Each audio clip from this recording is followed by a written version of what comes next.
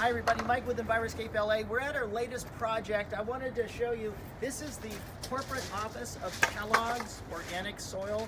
Kellogg's are a national company. I love their product because it's OMRI certified, it's organic.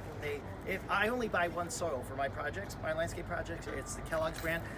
They also own Gardner and Bloom, and you can see that if you're at a nursery, this or the Kellogg's, but always looking for that, the OMRI listed, and it's organic.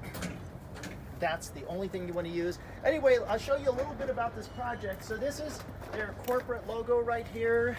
It's this guy right here along with this little guy. These are decades old. These are going to get a redo. Brandy Williams from Garden Butterfly is going to do this with succulents, and then we're actually redoing the system here. Over here, we're actually doing you can see right here, there is a OASE pump and filter in here for the water. Here's an eco rain box, and then that's the fountain that's going to get done.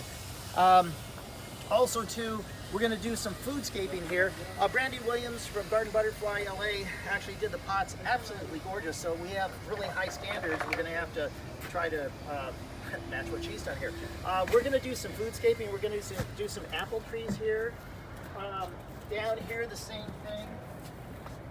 We're going to do apple trees with 3 apples grafted into one, but they're going to be a espalier, so it's a very, very special project, along with artichokes and along with strawberry bushes. Do strawberries grow on bushes? Yes, they do, but they're not the kind you think that you get at the store. They're actually a berry, which is where they get the name strawberry tree from, or strawberry bush. Anyway, I just wanted to keep you posted. The boys are frantically working hard here because we've got a time limit here to get this done, but we always do things right, so that's why we're using the stuff we're using. Kellogg's soil, OASE Pump, organic, and most of all, what we're doing here is, let me mention a little bit about this pollinator fountain. So this actually has water that comes up and then it flows over.